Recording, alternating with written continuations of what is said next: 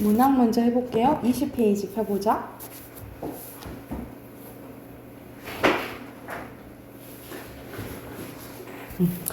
여기서는 깔끔하게 이연으로 된 게 시죠. 그죠? 그래서 신경님의 동해바다 후포에서 라는 이제 시예요. 보면은 후포라는 것은 이제 구체적인 장소가 나와 있네. 이거는 우리가 경북 울진에 있는 한국거든요. 이 한국에서 후포리 막 이렇게 얘기하기도 하는데 선생님이 여기 선생님이 이 후포를 어떻게 하냐면 그 TV에서 지금은 안 하는데 예전에 백년손님이라는 프로그램이 있어요. 그래갖고 사위가 장모님한테 가서 이제 일하고 뭐 이런 게 나오거든요. 그래서 연예인 중에서 그래서 거기서 이제 배경이 여기가 한번 나왔었죠. 호포리. 그래가지고 여기가 대게가 엄청 유명해가지고 막 대게 막 먹는 장면 나오고 해서 선생님이 이제 그 기억을 하는데 특히 이제 후포에서 어떤 거에 대해서 얘기했는지 한번 봐볼게요. 그리고 서하나 선생님이 오늘 통사 목이 안 좋아가지고 조금 작게 얘기해도 조금 이해해줘. 자, 친구가 원수보다 더 미워지는 날이 많대요.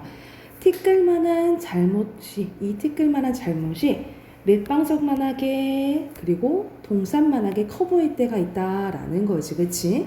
그래서는 여기서는 티끌이 어떻게 보인다는 거야?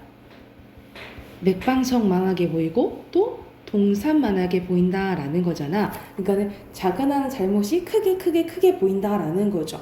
이거는 개념이 점점점 커지는 거잖아, 그치? 우리가 개념이 점점점 커지면 무슨 법이라고 하냐면 점층법이라고 해요. 그래서 개념이 점점점 커지면 점층법이라고 보면 돼. 그래서 친구가 원수보다 더 미워진 날이 많다. 그래서 티끌만한 잘못이 맷방석만하게 그리고 동산만하게 커 보인 때가 많다라는 거. 많다 반복되네요. 그렇죠? 그래서 세상이 어지럽다라는 것은 뭐 힘들고 각박할수록 뭐 이렇게 해석하면 되겠지. 힘들수록 남에게는 엄격해지고 내게는 너그러워지나 보다. 이 말은 뭔 거야? 남의 잘못은 크게 보고 그리고 자기의 잘못은 적게 본다 이 말인 거지, 그치? 우리가 그런 거잖아. 똑같은 잘못을 해도 내가 만약 했으면 난 실수야, 난 좀 이럴 수 있지 했는데 다른 사람이 똑같이 실수하면 뭐야 왜 저런 실수를 해? 이렇게 될 수가 있다라는 거야. 그래서 돌처럼 뭐뭐처럼 직유법이죠. 자라지고 작아지고 굳어지나 보다. 그래서 여기서는 뭐에 대한 이제 반성이 일어나냐면 생각이 좁고 너그럽지 못한 이제 자신에 대한 반성이 드러나 있다라고 보시면 돼요. 그리고 보면은 뒤에 보면 뭐뭐보다 또 보다 반복됐네, 그지? 그래서 여기서는 비슷한 문장 구조 이렇게 반복된다라고 보시면 돼요. 자, 2번 봐볼게. 멀리 동해 바다를 내려다보면 나는 생각한대. 그래서 동해 바다를 보면서 나는 또 반성을 하게 돼요. 그래서 이 동해 바다는 어떤 역할을 한다라고 보면 되냐면 내가 반성하게 하는 자기 반성의 공간이라고 해석을 하시면 돼요. 멀리 동해 바다를 이제 내려다보면 생각한대. 아하, 널따란 바다처럼 뭐처럼 직유법 너그러워질 수는 없을까? 그러니까는 바다가 어떤 속성을 가지고 있다라는 거야? 너그러움을 가지고 있다라는 거지. 이 너그러움을 본받고 싶다라고 얘기한 거야. 그리고 깊고 짙푸른 바다처럼 또 짚고 나왔네. 감싸고 끌어고 받아들일 수는 없을까? 그러니까 다 이렇게 감싸고 이렇게 보통 포용력이라고 하잖아요, 그렇지? 포용력과 이런 이해심을 또 본받고 싶은 거죠. 포용력 또는 이해심 이런 것들을 본받고 싶다라고 얘기를 한 거예요. 그래서 앞에 이런 거 마찬가지로 뒷부분이 또 반복되네요, 그렇죠? 없을까? 반복돼서 운율 형성해 준다라고 보시면 돼요. 스스로 억센 파도로 다스리면서 이 억센 파도라는 것은 나를 책찍질한다라고 보면 되겠지. 저의 몸을 묻고 모진매로 책찍질하면서, 그래서 이 억센파도와 선생님 밑줄 그은 이 부분 있죠. 이거는 약간 자신에 대해서 엄격하게 기준을 세우고 내가 잘못했으면 뭐라 해야 되지 않을까라고 얘기를 하는 거라고 보면 돼. 그래서 여기서는 자신에 대한 엄격한 이제 기준을 가지고 나를 다스려야겠다라고 얘기하는 거예요. 그래서 여기서는 뭐가 드러나냐면 절제 또는 자기 수양의 태도가 드러난다라고 보시면 돼요. 그래서 여기서 이제 화자가 원하는 건 뭐냐면 바다처럼 남에게는 너그럽고 자기한테는 조금 엄격하기를 이제 바라는 거죠. 왜냐면 세상살이가 어떻다라는 거야. 세상살이는 남에게 엄격하고 자기한테 너그럽잖아. 이제 나는 좀 바다처럼 남에겐 좀 너그럽고 나한테는 조금 엄격하게 해야겠다라는 다짐을 나타낸 시라고 보시면 돼요. 그리고 여기도 뭐뭐하면서 또 반복됐다, 그치? 반복되며 운율 형성해준다라고 보시면 되고요. 옆에 핑크 하나 한번 넣어볼게.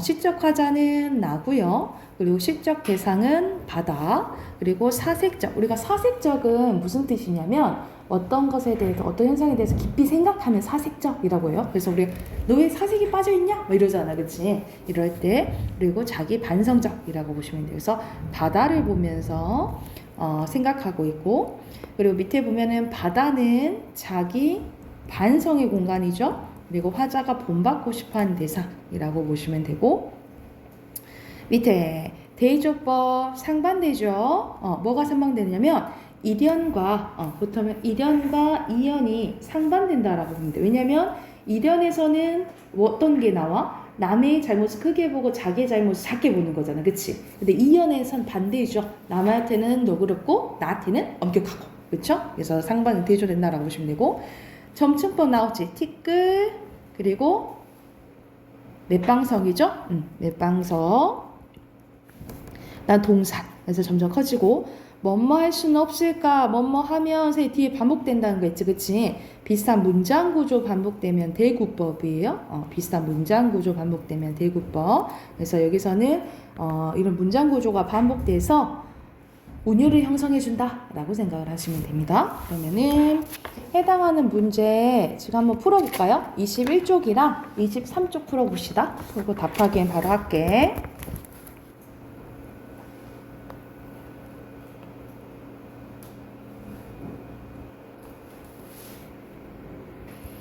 자, 답하기는 해보자. 1번에 적절한 거 몇 번? 5번. 그렇지, 반성하고 있고요. 2번에 적절한 거 몇 번? 5번. 잠깐만요. 뭐라고 상담 좀 갖고 와야 되는데. 여기서 한 번에 알맞지 않은 거? 2번. 그렇지. 그리고 4번에 기억은 뭘 의미해요? 그렇지. 스스로 자신에 대한 스스로를 엄격하게 다스리는 것을 의미한다. 그래서 그대로 이제 쓰시면 돼요. 스스로 자신을 엄격하게 다스리는 것을 의미한다. 또는 스스로를 엄격하게 다스리는 것을 의미한다. 그리고 뒤로 가봅시다. 어휘 1번의 시적 대상이고요. 그리고 2번의 반성적 태도. 그리고 3번의 순서대로 니은, 디귿, 리을, 기억이에요. 그리고 4번의 세로는 채찍질, 가로는 모질다. 됐나요? 오케이. 그러면은 비문학관 해봅시다.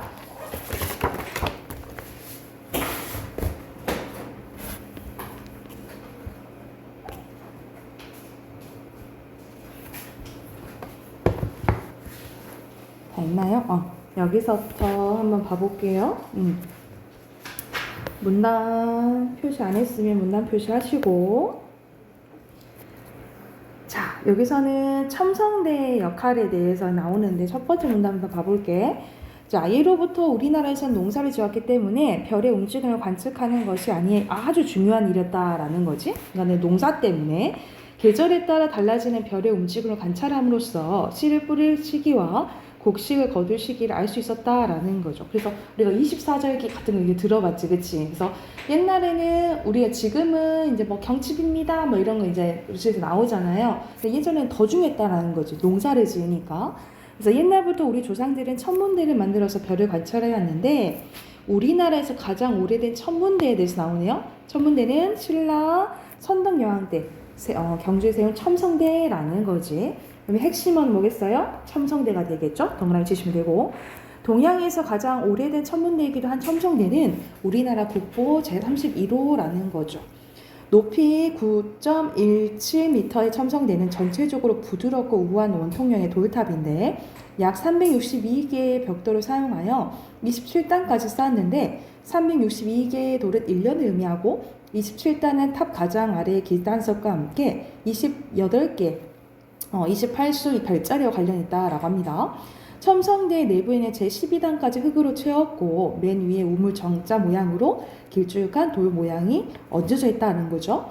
이러한 구조를 가진 첨성대는 2016년 경주 지진과 2017년의 포항 지진 때도 흔들림 없이 제자리를 지킨 것으로 유명하다라는 거죠. 그래서 여기서는 첨성대가 어떻게 생겼는지에 대해서 그래서 포거라는 문장에는 첫 번째 문장이라고 보시면 돼요. 첫 번째 문장이 중심 문장이고 핵심어는 그대로 첨성대라고 생각하시면 됩니다. 3문 단위에서 볼게. 한편 경주에 가서 첨성대를 보고 그 모습에 실망하는 사람이 있대. 보통 천문 관측 시설은 산 위에 높은 곳에 있는데 첨성대는 평지에 있고 그 규모도 작기 때문이다. 혹시 경주 가서 서인이 본 적 있어? 그치, 그냥 바로 평지에 있잖아, 그치? 특히 첨성대의 내부는 매우 좁고 불편해서 만약 꼭대기에 있는 관측기구를 설치하고 오르내리며 하늘을 관찰했다면 많은 어려움이 있을 것이라는 게 사람들의 생각이다라는 거죠. 그래서 여기서는 이제 실망할 수도 있다라는 외부 모습에 대해서 나오네. 그대로 이게 첨성대가 핵심으로 보시면 되고요. 그렇다면 첨성대는 정말 별을 관측하기 위해서 만들어진 것일까? 첨성대에서 천문을 관측하는 것이 현대 천문학과 달리 국가의 운을 점치는 용도로 사용됐다는 의견도 있대요. 이런 역할을 수행하기 때문에 높은 산 위가 아닌 평지, 왕궁의 근처에 세워졌다는 것이다. 또 다른 사람들은 첨성대를 천문 관측과는 전혀 상관없는 불교의 재단으로 여기기도 합니다. 첨성대의 형태가 불교에서 부처님이 있는 가장 높은 산인 수미산과 닮았다는 게 그 얘기라는 거죠. 그래서 여기서는 꼭 별을 관측하기 위해서 만들어진 건 아니고 여러 가지 의견이 있다라는 거죠. 뭐 불교의 재단으로 보기도 하고, 그치? 아니면은 점치는 용도 이런 의견이 있다라는 거죠. 그래서 여기서는 첨성대에 이어서 핵심을 알아보시면 되고 마지막 문장 가볼게. 첨성대에서 별을 관측하였다는 직접적인 내용은 어떤 기록도 남아있지 않다. 그럼에도 첨성대는 별을 보는 곳이라고 하는 이유는 첨성대가 세워진 이후 신라의 천체 관측에 관한 기록이 엄청 늘었대요. 그래서 이걸로 유추를 하는 거지, 그치? 그래서 아무래도 기록이 더 발견된다면 이 첨성대에 대한 게 더 나오지 않을까라고 이제 생각을 하는 거지, 그치? 여기서는 끝까지 이제 첨성대에 대해서 이렇게 나왔고 1번이 당연히 첨성대겠죠, 그죠? 첨성대고 2번의 중심 문장 선생님이랑 같이 했지, 그치? 몇 번이요? 2번이죠, 그죠? 그리고 3번에 찾을 수 없는 거 몇 번? 선생님 몇 번 했어요? 찾을 수 없는 거요? 나와 있지 않는 거.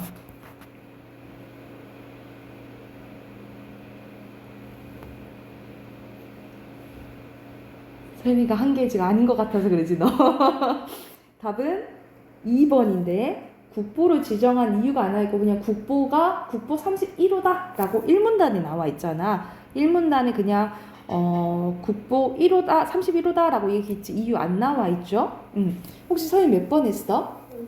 5번. 사람들이 첨성대를 보고 실망하는 이유 몇 문단에 나와 있어요? 3문단. 그렇지, 3문에 나와 있지. 이 내용 확인하시면 되고 4번에 알맞지 않은 거 3번이죠. 기록에 남아있지 않지. 어떤 기록에도 없다고 5문단에 첫 번째 문장이 있죠. 그렇지. 그리고 5번에 몇 번? 5번 그렇지. 자, 두 번째 질문도 이어서 해볼게요. 총 이것도 5문단이네. 자, 첫 번째 문단 가보면 국어사전에 따르면 이제 그거네. 기압의 변화 또는 사람이나 기계에 의해서 일어나는 공기의 움직임을 기압이라고 한다는 거죠. 바람이라는 거죠. 여기에서 기압은 무엇이고 기압은 어떻게 바람이 일으키는 것일까? 의문 제기한 거야. 자, 바로 나오네요, 답이. 기압은 공기의 무게 때문에 생기는 압력을 의미하는 것으로 같은 장소를 할지라도 시간, 온도에 따라서 기압이 달라질 수가 있대요. 그래서 두 지점의 기압 차이가 생기면 압력이 높은 곳에서 낮은 곳으로 이동하기 때문에 뭐가 불게 된다? 바람이 불게 된다라는 거야. 그래서 여기서는 기압이 이제 핵심어고요. 한편 기압은 대기의 상태를 표현하는 가장 기본적인 요소 중에 하나인데 고기압은 맑은 날씨가 그리고 저기압은 나쁜 날씨를 나타냅니다.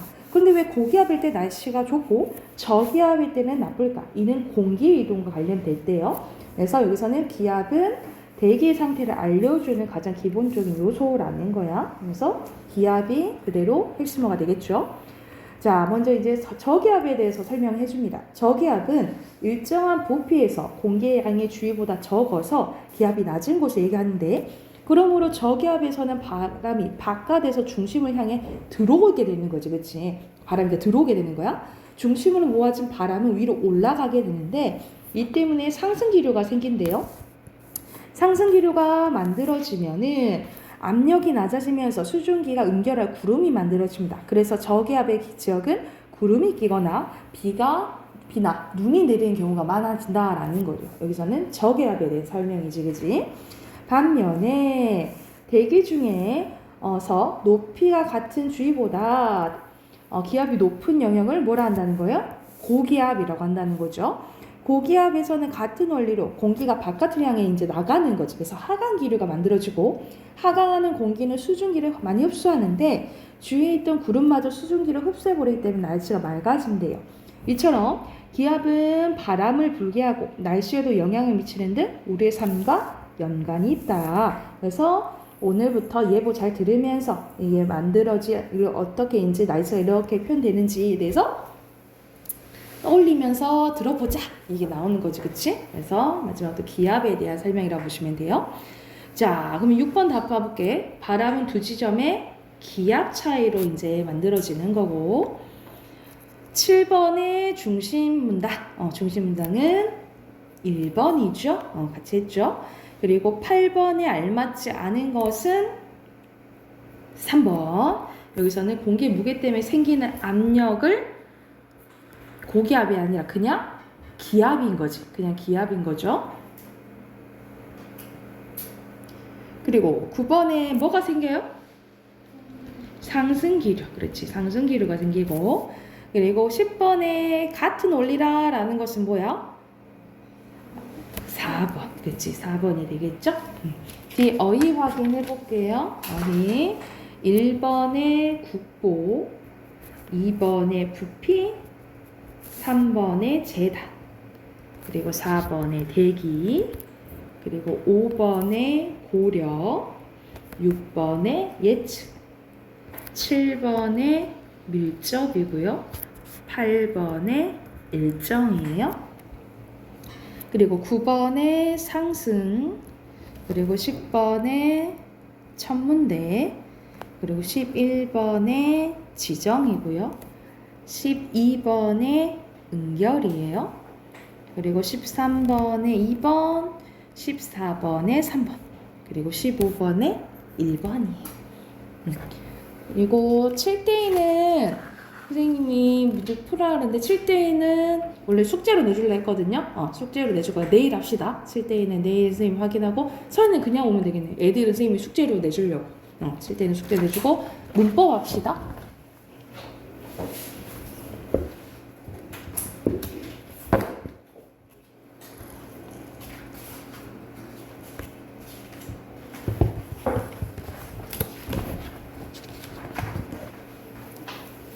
페이지 할 차례 맞죠? 여기서부터 한번 시작해볼게요. 앞에 의문이 돼야 되는데 앞에서 우리가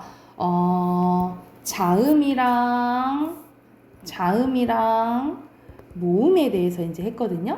이제 의문이 간단하게 보면 자음이가 모음을 의문이라고 생각을 하면 돼. 근데 의문의 변동이라는 것은 이 의문이랑 의문이 만나면서 변하는 현상이라고 생각하시면 돼요. 그래서 예를 들어서 자음이랑 만나거나 자음이랑 모음이랑 만나거나 또는 모음이랑 모음이 만나서 변하는 현상을 뭘 한다는 거야? 의문의 변동이라고 한다는 거야. 그래서 이 의문의 변동이 일어나는 이유는 한 가지라고 생각하면 돼. 모든 이제 의문의 변동이 일어나는 이유는 발음을 편하게 하기 위해서, 편리하게 위해서라고 생각하시면 돼. 그래서 밑에 여기 있어요. 자, 발음을 좀 더 편하고 자연스럽게 하기 위해서 일어나는 현상이 의문의 변동이라고 보시면 돼요. 다시 한번 의문의 변동은 한 의문이 다른 의문과 결합할 때 환경에 따라서 발음이 달라지는 경우가 있는데 이것을 뭘 한다는 거예요? 의문의 변동이라 하고 이 의문의 변동이 일어나는 이유는 뭐 하기 위해서? 발음을 편하게 하기 위해서 일어난다라고 생각을 하면 돼. 이유는 이게 한 가지인 거야. 자, 의문의 변동의 유형은 크게 4가지가 있어요. 교체, 탈락, 첨가, 축약. 말 그대로 교체는 뭐라고 생각하면 되냐면 자, 한 의문이 다른 의문으로 바뀌는 거예요. 우리 교체된다라고 들었지? 교체는 바뀌는 거야. 그래서 봐봐. 부억 했을 때 쓸 때는 키읔으로 쓰지만 발음할 때는 부억, 기역으로 발음난다라는 거예요. 그래서 키읔이 기역으로 바뀐 거죠. 그치? 이건 교체 현상에 이제 속한다라고 생각하면 돼. 교체 현상이 엄청 많거든요. 그래서 교체 현상의 포도 대표적으로 5개가 나오는데 이것만 하면 절반이 끝났다라고 생각하면 돼. 교체가 가장 많다라고 생각을 하시면 돼요. 우선 자, 탈락은 말 그대로 한 의문이 없어지는 거야. 그래서 이건 쓸 때가 아니고 항상 발음할 때라고 서연아 기억을 하면 돼. 발음할 때 우리가 봐봐. 이거 조흔이라고 발음 안 하죠. 어떻게 발음해? 조은이라고 발음하지. 그치? 이것은 히읗이 뭐 된 거야? 탈락됐다라고 생각하시면 돼. 이건 히읗 탈락 현상인 거고. 자, 첨가는 새로 생기는 거, 플러스 된다라고 생각하시면 돼. 들어가는 거예요. 그래서 자, 맨입이 아니고 맨입 이렇게 발음된다라는 거지. 그치? 그래서 맨입은 봐봐. 자, 앞에서 우리가 맨 플러스 입이거든요. 그래서 앞에 이건 어떤 현상이냐면 뒤에서 할 건데 앞에 받침이 있고 뒤에 이, 야, 여, 요, 유가 오잖아요. 특히 입은 이가 온 거지. 그치? 앞에 받침이 있고 뒤에 이, 야, 여, 요, 유가 오면은 무슨 현상이 일어나냐면 니은 첨가 현상이 일어나요. 니은 첨가 현상이 일어나서 여기서는 맨입 이렇게 된다라고 보면 돼. 그리고 축약 봐볼게요. 축약은 줄어드는 거야. 두 의문이 합쳐져서 새로운 하나의 현상이 된다라고 생각을 하면 돼. 그래서 봐봐. 많다 봐보면 히읗과 디귿이 합쳐져서 뭐가 되는 거예요? 티읕이 되는 거예요. 그리고 봐봐. 대표적 또 예시가. 우리가 이거 어떻게 발음하지? 카 이렇게 되죠. 그쵸? 이런 식으로 기읍과 히읗이 합쳐지면 키읔이 되는 거예요. 이걸 축약 현상이라고 해. 그래서 선아 봐보면 축하 의문 개수 세볼게. 의문 개수 세는 것은 자음이랑 모음 개수 세는 거야. 축은 하나, 둘, 3개죠. 그리고 하는 2개지. 그럼 총 몇 개야? 5개죠. 근데 발음되는 거 축하는 몇 개야? 하나, 둘, 셋, 4개지. 그치? 이런 식으로 축약 현상은 의문 개수가 줄어든다라고 생각하시면 돼요. 첨가는 의문 개수가 늘어나겠지. 그치? 그리고 탈락도 줄어들겠죠? 그리고 교체는 줄어들진 않겠지. 그치? 바뀌는 거니까. 이런 식으로 의문의 변동에는 종류가 몇 가지가 있다? 4가지가 있는 거예요. 교체, 탈락, 첨가, 축약. 여기까지 됐나요? 근데 자, 이제부터 교체할 건데 오늘은 이제 교체할 거야. 교체 현상이 엄청 많아요. 엄청 이제 많은데 그래도 이제 차근차근 한번 해볼게. 자, 첫 번째 현상부터 한번 봐볼게요. 첫 번째 현상 보면은 자, 의문과 의문이 결합할 때 한 의문이 다른 의문으로 바뀌는 현상을 교체라고 하는데 교체의 첫 번째는 음절의 끝소리 규칙입니다. 뭐라고? 음절의 끝소리 규칙. 자, 음절은 뭐냐면 나오는 단어 봐도 너무 어렵지, 그지? 음절은 우리가 한 번에 발음할 수 있는 단위를 음절이라고 해요. 그래서 음절은 어떻게 이루어져 있냐면 초성과 중성, 종성으로 이루어지는 것을 음절이라고 해. 그러니까 예를 들어서 가보자. 아 있죠. 아는 중성 하나 있는 거야. 우리가 소연아 이것도 아로 읽고 이것도 아로 읽지, 그치? 그래서 모음 앞에 있는 이응은 음가 소리가 안 난다, 음가가 없다라고 생각을 하면 돼. 그래서 이렇게 이렇게 소리가 나고, 또는 가 이거는 초성이랑 중성이 있는 거라고 생각하시면 돼요. 그리고 각 이거는 초성, 중성, 종성 다 있는 거라고 생각하면 돼, 그치? 그래서 선생님이 이거 가로친 거 있잖아. 가로친 것은 뭐라 생각하면 되냐면 올 때도 있고 안 올 때도 있다 라고 생각하면 돼. 그래서 음절은 한 번에 발음할 수 있는 단어를 생각하면 돼. 그래서 문제에서 그런 걸 물어보거든. 삼음절로 쓰시오 라고 하면은 세 글자로 쓰라 이런 뜻이라고 생각하면 돼. 그래서 음절은 뭐다? 우리가 한 번에 발음할 수 있는 단위다. 그래서 초성, 중성, 종성으로 이루어져 있다 라고 보시면 되겠죠. 그런데 음절의 끝소리 규칙이라는 거야. 끝소리라는 것은 고로 맨 마지막 종성을 얘기하는 거예요. 그래서 이 종성을 올 때 규칙이 있는데, 자, 쓸 때는 상관이 없어. 쓸 때는 상관없고 발음할 때 이 종성이 올 수 있는 게 몇 가지밖에 없다. 이 7가지밖에 없다라는 거야. 그래서 음절의 끝소리 규칙을 뭐라고 하냐면 같은 말로 7종성법이라고 해요. 7종성법. 받침으로 올 수 있는 게 몇 개밖에 없다?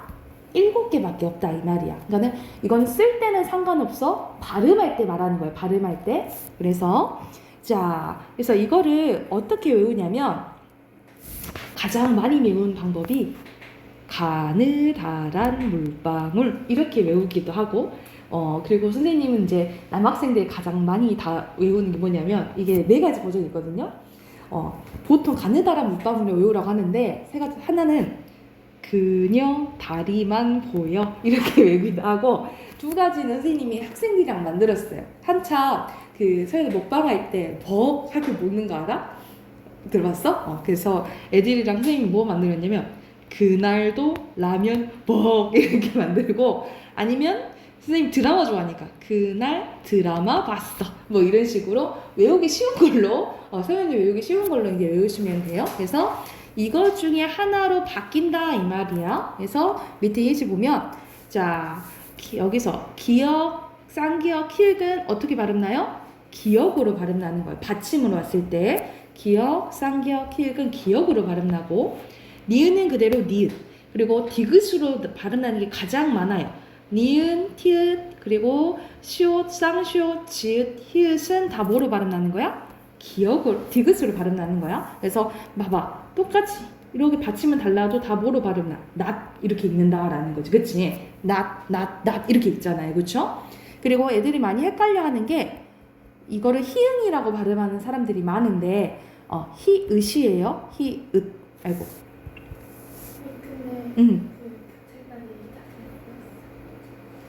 다 들었다고? 네. 교칙까지 들었다고? 저번 시간에 규칙까지 했었어? 왜 선생님 페이지가 이렇게 돼 있었지? 19페이지까지 돼 있는데?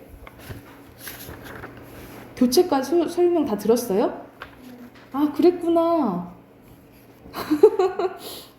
복습했다 생각해? 복습했다 생각해? 그래서 이거 선생님이 다 설명해줬구나. 그래서 음절의 끝소리 규칙 기억하시면 되겠죠, 그쵸? 그러면은 교체 하나 하고 그러면 22쪽 할 차례예요? 교체 다 했어요? 된소리들까지 다 했어? 네. 어머, 그랬어? 그랬구나. 선생님 왜 표시를 안 해놨지? 선생님 표시를 안 해놨네. 24페이지 할 차례인 거죠, 그쵸? 그랬구만. 자, 그러면 다시 복습하고 그 다음 걸로 갈게. 잘 말해주지. 복습한 줄 알았어? 응? 너무 그러기엔 너무 자세히 설명해줬지? 다시 교체에는 5가지가 있었지? 음절의 끝소리 기치, 그리고 비음아, 선생님 설명해주고 갑자기 기억났다. 저번주에 했다. 비음아, 유음아 있었죠, 그쵸? 비음아, 유음아랑 묶어서 뭐라고 했죠? 자음, 동화. 자음, 동화라 했어. 아, 그래서 선생님이 숙제로 복습해오라 그랬구나. 그치? 자, 그리고 국외음악. 국외음악은 디귿티엣이 이를 만나서 지읒치읒으로 바뀌는 현상. 그리고 된소리 대기. 된소리 대기는 예사 소리가 된소리가 된다라고 했죠. 그쵸? 그래서 네 가지가 있었지. 기역 뒤에 파열음 뒤에 바다사자가 이게 된소리가 된다 했고, 그쵸? 그리고 어감 받침 니은 미음 뒤에 가다사자 이게 된소리. 그리고 한자어 받침 뒤에 디귿 시옷 지읒이죠. 그래서 예시로 기억하라 했지? 발달, 발생, 발전으로 기억하라 했죠. 그죠? 그리고 관형사형어미 리을 뒤에 또 바다사자가 이게 된소리가 난다 했어. 여기까지가 교체죠. 그러니까 교체가 가장 많다 그랬잖아요. 그치? 이거까지 하면 교체 끝나고, 자, 오늘 할 부분 봐볼게. 오늘 할 부분은 탈락이에요. 탈락은 빠지는 거지, 그지? 그래서 의문과 의문이 결합할 때 한 의문이 없어진 현상을 탈락이라고 하는데, 자, 말 그대로 없어지는 거야. 그래서 첫 번째는 자음군 단순화라고 합니다. 자음군 단순화.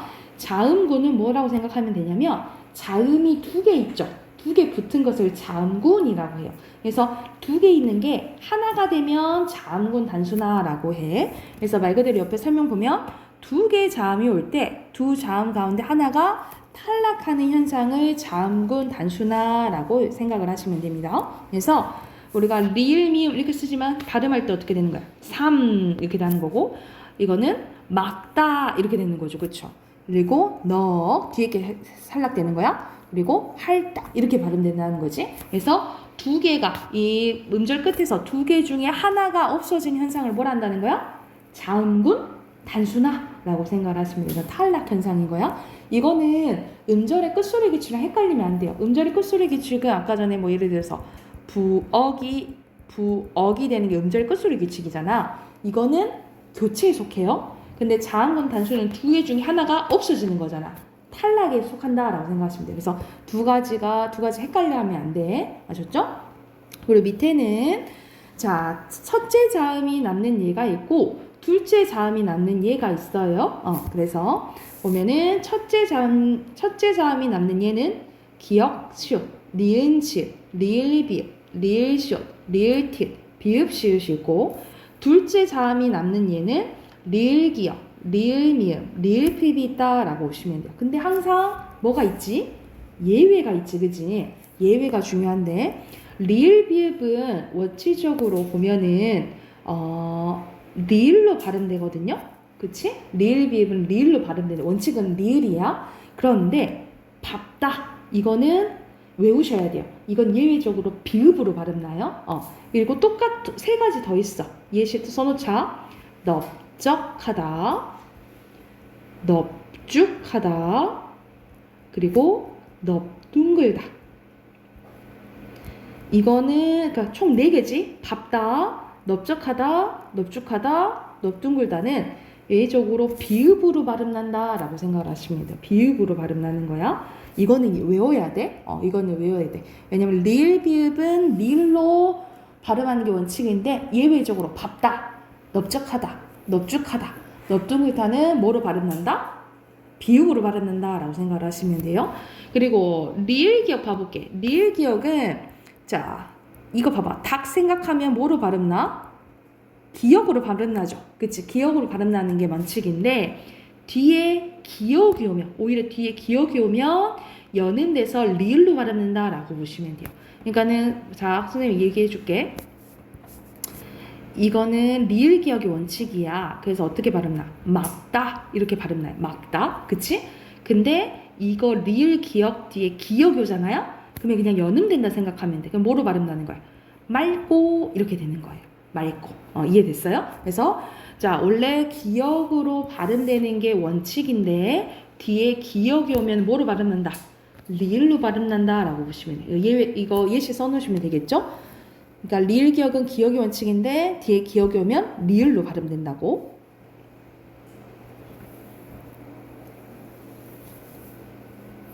됐을까요?